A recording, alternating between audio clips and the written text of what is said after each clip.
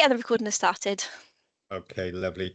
Well, Prynhawn and Croeso, good afternoon and welcome to this meeting of the South West Wales Corporate Joint Energy Subcommittee being held on the 28th of April 2025. The meeting will be recorded for broadcast, I believe at a later date via the Council's internet site. Usual rules apply with these meetings. Could you make sure all your microphones are muted unless you are speaking? And if you'd like to speak, please indicate via the hand function and I'll take speakers in the order that they appear on my screen. And if you could keep your cameras on for the duration of the meeting, if at all possible, and ensure that all mobile phones are on silent. So thank you for that. We'll now move on to the agenda proper. So we've got agenda item 2. Actually, apologies. I don't think we have any apologies, do we, Chloe? I think we're all here. So apologies for absence. No member apologies, no, just a couple of officers, that's all. Okay, that's great, Chloe. So we'll move on to agenda item 2 then, declarations of interest. If there are any declarations of interest, could members indicate whether they are a personal or prejudicial nature? I can see Councillor Lewis. Andrea, got your hand up, Andrea? Yes, thank you. Just for the sake of thoroughness, I'm a board director of Swansea Community Energy and Enterprise Scheme, SCEES. Okay, thank you, Andrea. So that's a personal interest there, I'm assuming? Rather than prejudicial. Yes, that's right. Yeah, okay, thank you very much. Any others? No, doesn't appear so. Thank you for that. We'll move then on to the only substantive item which we have on the agenda this afternoon, which is the agenda item 3, update on regional energy strategy delivery. So the purpose of this report is to provide members of the Energy Subcommittee with an update on the regional energy strategy delivery. And having read the report, it's pleasing to note that the Regional Energy Team have recently been awarded a further year of funding from Welsh Government until March 2026, so that's a real positive. That said, I'm sure there remain a number of challenges to delivery, which Jeff and Laura will touch upon as they run through the details of the report. So a bit of a double act, I think, Jeff, but if I could hand over to you in the first instance to introduce the report. Thank you. Laura could be the straight man. Yeah, I'll book in this. I'll introduce and then I'll get Laura to come in and talk about some of the specifics of detail. Just to pick up some specific points, first of all, this isn't looking for any decisions. This is very much a for information report, but I would still welcome your views in terms of direction travel when it comes to this committee and the agenda more widely. I mean, I'm down as a report author, but quite frankly, Laura's written it all, so I'm just here to present a good work. Bit of a reminder on one thing for me, really, that LEAPs are the framework, the local area energy plans are the framework for delivery of the regional energy strategy. We talk in the main body of the report about the fact we have, I can never remember, when we're actually sort of releasing that, we're having a sort of a more public forum in July in Carmarthenshire where we are having the wider publication, if you like, of the LEAPs. So that's going to be an important stage for us because they're already public documents. They've already proved in public reports by all our various authorities, but that'll be something that brings them more to the forefront of the public's mind. So at that point, I fully expect there'll be a fair amount of questions about how we're getting on, how we're not getting on, and specifics around delivery. So that's something for us all to be very much sort of bear in mind. But it's a joint session, and I think that's a good way of demonstrating the regional working that it's been very successful to date. You mentioned the good news, Chair, about the fact that there is additional funding for the regional team, but that is a double-edged sword because that only runs up until March 26. It is important to recognise that the team led by Laura is critical in terms of delivery on this agenda. We all have limited resource across all 4 authorities for delivering on this particular agenda. A lot of us are doing it as part of our day job. We've got very limited targeted employees on this particular piece of work, and it's something we all recognise as being a problem. And Laura and the team are essential for us to continue to have that delivery going forward.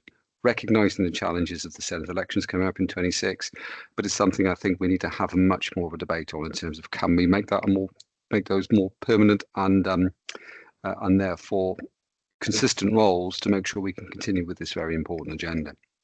At the end of Laura's session, when she goes through some of the work that's been undertaken so far, that you will see is positive, but it is on the low level. I'll pick up on some of the challenges that we all face, and that's when I'd really like to have views of yourself, Chair, and your fellow members in terms of where you think we could take this agenda going forward, because I feel we're possibly heading towards some areas of concern.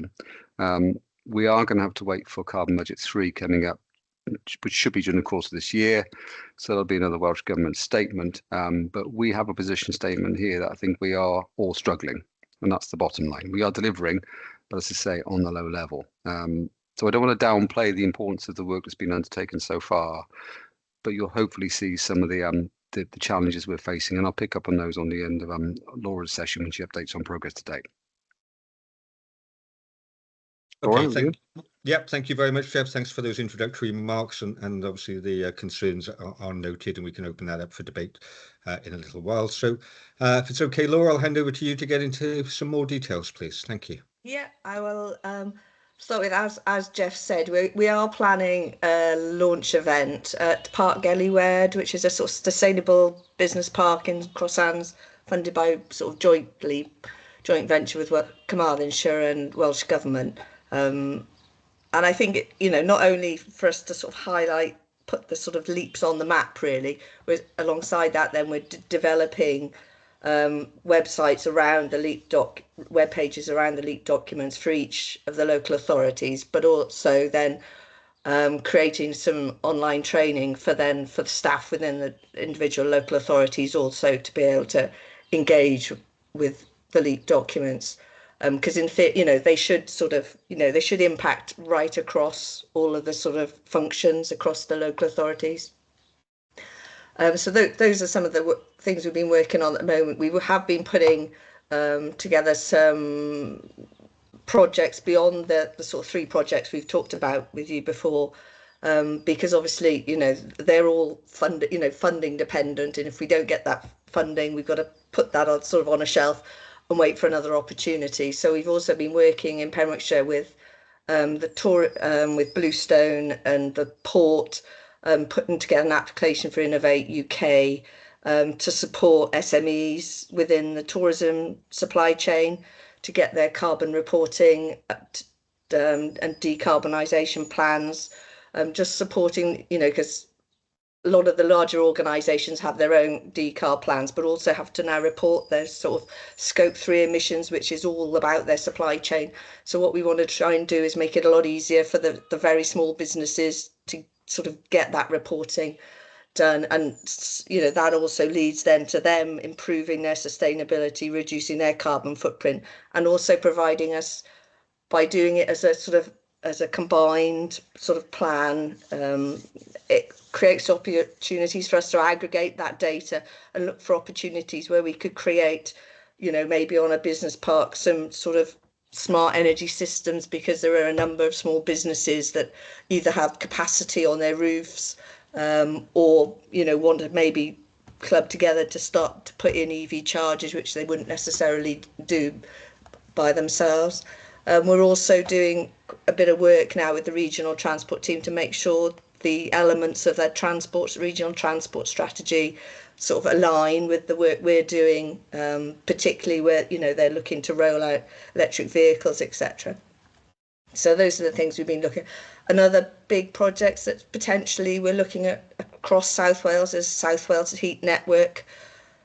In terms of, at the moment in the LEAPs and Welsh Government policy, it's very much about decarbonising household heating, is about using heat pumps. But, we're looking at our region alone, about 300,000 heat pumps. Whether that could, anywhere near get installed by 2050 is a sort of moot point, whether we've got the supply chain, the capacity, and the actual skills to do that at the moment. So there are opportunities of potentially using waste heat across the region to deliver a heat network. So that's a sort of much bigger project we're looking at. And then we've also been looking at future opportunities with Yenny Cymru and Wisrid. There's some grant opportunities that we're looking at. The Welsh Government are aggregating all of the LEAP data at the moment, and that will all be put on Digimap, on the Welsh Digimap. And so out of that, that there's going to be opportunities to look at where efforts should be targeted in terms of the greatest sort of payback really for investment. there's big differences between rural, our rural local authorities and those which maybe are more urban. So particularly, there's areas in Pembrokeshire and Carmarthenshire, for instance, where it's a lot of oil boilers that need replacing. So there's all of that kind of data that's going to come through with the aggregated data, which look at where we could focus our efforts maybe on much more sort of have a strategy for really focusing on areas where we can have the biggest impact early on. And then in terms of progress on the schemes that we've been developing so far, the procurement remains a huge challenge. We're trying to roll out this I Choose a Solar Together, which the CJC are funding the initial sort of mail out for. We're just having some challenges with procurement and procurement teams feeling comfortable procuring on behalf of others. So at the moment we're waiting for Geldards to come back to us with sort of pricing for that, with some quotes for that that advice that we need to give sort of confidence to the local authority procurement teams that how the best route for delivering this scheme, because we've now got 6. Powys and Ceredigion also want to join us. Because they're too small to go it alone, there needs to be a minimum number of sort of potential households, and Mid Wales can't go it alone, so they're going to join with us. So we just have 6 local authorities, which this could have a significant impact if we can roll it out, and also the knock-on effect of people, the more they see panels going up on people's houses, even if they don't do it through this scheme, it just encourages people to keep up with their neighbours very often. So that project is at the moment just waiting for the legal advice to come back from Geldards, so that we can go down the preferred procurement route, which everybody's comfortable with. And then in terms of we've put together a project with all of the community energy groups that currently give out advice across the region. There's about 6 of them, and we had put in a combined bid to the Climate Action Fund lottery, a strand of the lottery fund. Unfortunately, we haven't been successful in that application, but I think this project is really important, and I think it's a sort of key role for local authorities. It's because it's not actually delivering sort of the actual change. It's supporting households to make those steps, and I think that's the sort of the confidence that local authorities can do, working with community groups. And I think we need to find another way of funding that, because I think that it's key. There are lots of people out there who want to make changes to their homes to decarbonise, but they don't feel comfortable. There's a sea of sort of hard sell going on at the moment, and I think that's the sort of role where the local authorities can be really effective. So I think we need to look for other opportunities for funding. That project was sort of employing essentially 7 staff across the region in these energy community groups. And you're looking at about sort of 1.5 million for sort of a 3-year run at it. So I think we need to look for opportunities for funding that elsewhere, or whether there's opportunities that we could do a combine. There was within the local authorities to find some money to support that project. But I think that's a really key role that the local authorities can have in supporting the public to make changes. And then in terms of the cross-boundary sharing of EV infrastructure pilot, we've also been talking to the Metro team about this project as well.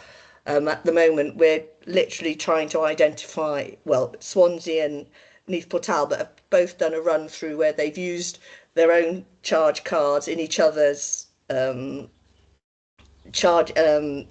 own vehicles in each other's charging, and it has worked, and it's been successfully sort of back charged through the back of house system. So what we're trying to do now is they're trying to identify, the teams in the local authorities trying to identify appropriate drivers that live cross boundaries, so that we can do a sort of a proper live trial, and then that will feed into the Metro then, who are also looking at expanding this much wider to include the wider public sector. as I said, as Jeff sort of highlighted, really, you know, we have got this funding for a year, but again, it's been a challenge, and it's been a challenge in other regional energy teams as well, where staff have left to to take up permanent posts elsewhere. So I think there's a real working with the local authorities, the teams within the local authorities. I mean, there's a huge sort of swell of commitment and goodwill, and I just think it's a real opportune time. There's a real motivation with the people involved. I mean, it's a real shame that Darren Thomas has obviously left and gone to the port, because he was really supportive and has helped drive things forward. So I think we do need to find that get that sort of gusto back in again, and some leadership, particularly at a high enough level that energy has the sort of attention that it needs, really. And we do need to look at, I think, the agenda is massive, and it's 25 years essentially to go to 2050, and we need to be really taking it seriously, and actually investing in real projects which will have a real significant impact on the carbon situation across the region. So thank you. That's, I think, just about everything. Yes, that's everything in our report. Hope that was enough. Okay, thank you very much, Laura, for that, going into some details there. Just before I open it up for questions and comments from members, I can see Jeff's got his hand up. Jeff? Yeah, I just wanted to sort of briefly again, I mean, thank you, Laura, for going through the report, just to try and summarise, which may help in terms of the debate, those three challenges. The regional procurement one, not wishing to overstate it, but if we can't get a regional procurement solution for 10 to 1,000, like 27.5 grand, then we've got no chance for anything which is more significant than that. So that's something that we need to somehow try and resolve, because that's incredibly unhelpful and slows progress massively. The funding, it's awkward for Laura to say about funding for regional team, because that obviously that's basically talking about herself, but that is a big issue for us, and I think you can see the amount of activities being undertaken. If that stops, then we have a problem. But the small scale funding and the ability for us to somehow, and this is down to officers to come up with something, I think, in terms of understanding what a significant regional scheme or regional schemes might look like is very important. We're all chasing the same grants, and we have officers all funded to chase these various grants. And it's just the same old secular sort of financial year shenanigans we go through. When we get to November, there's money out there for off-the-shelf schemes. We all put it in, and we have to spend them by a certain date. It's just a very, very inefficient way of looking at it. And I appreciate that's at the heart of Welsh Government funding. I do appreciate that. But if this is something we are serious about, it features in all of our corporate objectives. And it's one of 6 in Swansea, and you've got similar numbers in all the other regional authorities. And the amount of funding we have towards this and on officer resources is pitiful, really. And it's about how serious we are about it. And if this subcommittee ceases to be, and we have to report through, it's going to water down still further. Find it maybe mechanism and a route to make sure it's all done, but we need to make sure it isn't watered down to the extent that this is just going to falter. And I think this is going to be a big year for us in terms of how well we're doing or how well we're not doing for a 2030 and a 2050 climate change agendas that we have to meet. So yeah, I just want to try and perhaps reinforce those 3 points. That may be a way of making sure we have an interesting debate. So thank you, Laura, and thank you, Chair. No, thank you very much for that, Jeff. Thank you. So I'll open up for any initial comments or questions from members.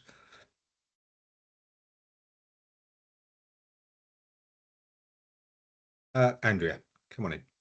Yeah, thank you, Chair, and thank you to Laura and Jeff. Just picking up the point on procurement, I mean, surely it's not beyond us to find a way forward with this. And I think it's critically important, not just for this agenda, but for other things in terms of collectively pulling together our buying power as local authorities, hopefully to get better value for things that we're all in the same space trying to purchase. So I just think, I'd like to understand what the next steps are in terms of trying to reach a point where procurement is more aligned and we can move forwards together on this agenda, because I'm not quite clear on what the next steps are to try and fix that. Yeah, thanks, Andrew. That's a good point. Obviously, if the regional procurement issue is important, which clearly it is, how do we move that forward? And Jeff, I don't know whether, or Laura or any other officer may have a view on that. I'm going to point towards Christy. Christy may help. I don't know whether it's a Craig okay. thing, perhaps, or Laura may know the answer. Sorry. Well, in terms of, for instance, in the other region, I think like in Cardiff region, where they've gone through the I Choose Act and have managed to appoint, their procurement rules are very aligned. They've sort of aligned all their procurement rules. One of the challenges we've had in Carmarthen, we've been working with Carmarthenshire procurement team because we're based there, and it just makes it much easier to do that.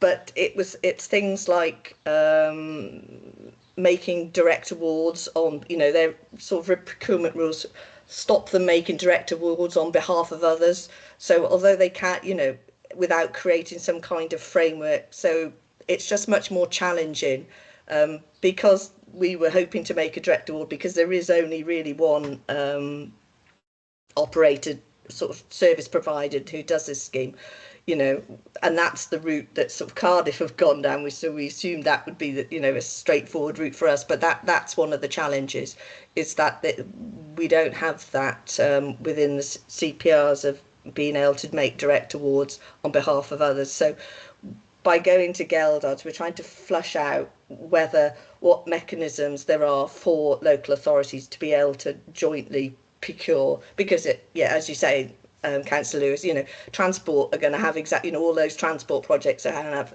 exactly the same challenge. We do need to get this bottomed up, but it's a lot. I think there's real challenges with aligning procurement rules. Okay, thank you. Or we go through the CJC as a procurement body. I think that's another option. Okay, thank you, Lord. Andrea, does that sort of assist you to a certain extent? Yes, I think it is something that we really do need to try and resolve for all our benefit. And I think through the CJC might be a good solution. Yep.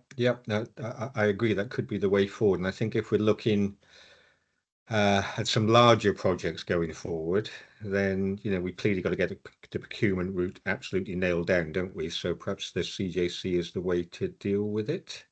Just question mark there, but I just wondered whether this is something that we could possibly put on a future meeting of the subcommittee in terms of a way forward, a procurement strategy, if you like. Just throwing that out there as a potential. I don't see any particular dissenting voices to that. I just wonder whether it would be something that we could ask officers to look at in a bit more detail. Andrea, come on in. Just a suggestion, but would it be wise to possibly escalate it to the CJC, the strategic branch, because this does affect other subgroups? Yep, good point. So let's make a note of that. Yeah, Jeff. Yeah, again, this is what I was trying to allude to when I was trying to direct towards Christy. Sorry, Christy. Will there be another meeting of this subgroup if it gets subsumed into the regeneration committee, or have I misunderstood what might happen in terms of reorganisation beyond May? There's a decision to be made, isn't there, I think? Again, just to give everybody the same update, really, officers and Welsh Government are looking at the process of what CJC is offering and also how we currently work. So there's currently a workshop ongoing with Welsh Government and each of the 4 CJCs on looking really at a prospectus and looking at any sort of lessons learned and how we can improve, really. So one of the bits of feedback we've had already is that out of the 4 regions, we are the only CJC that has got a separate subcommittee and governance for energy, and it was something that they considered really as being good practice, whereas the other 3 regions have amalgamated economic development and energy as one.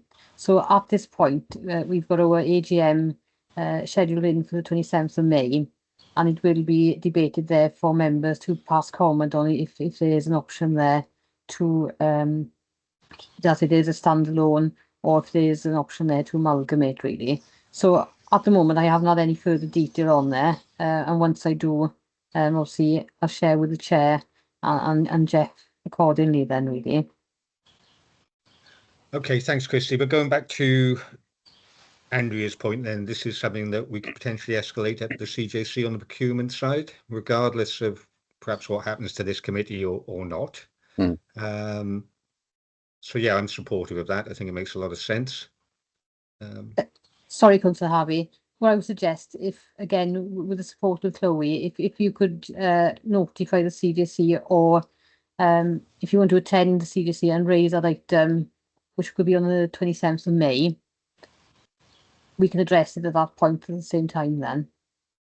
Okay, we'll leave that with me. Then I'll have a chat with Chloe about that. Yeah. Thank you. Okay. So, any other comments then on the report generally?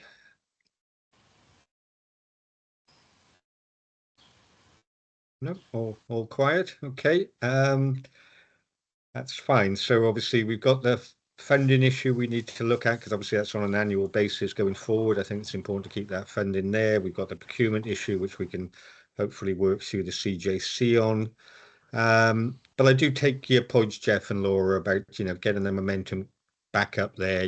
This is a big issue, obviously related then to all the other issues we've got to deal with within our respective local authorities in terms of, finance, social care, education, all the big ticket items. So it's just keeping the profile up, I think, is important, and what we can realistically achieve, given, the resources that we have. So that's just a comment from me, really.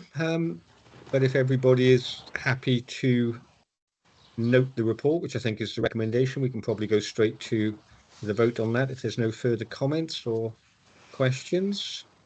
Nope, can't see any. Okay, so on that basis, then, do I need a mover and seconder to note, Chloe? No, just a show of hands, Chair, just to confirm they're happy.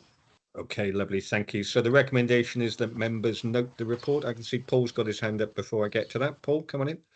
Is that a hand to is a hand say you're to? happy to I note? just wanted to crack on. Yeah, Yep, sorry, just a bit too fast. No problem.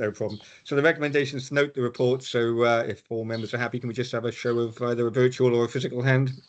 Yeah. Yep. Looking around, that looks Good, unanimous. So thank you very much. Thank you for that. So agenda item 4 then is urgent items. I don't have any urgent items. Chloe, anything from yourself? No, we've got no urgent items, Chair.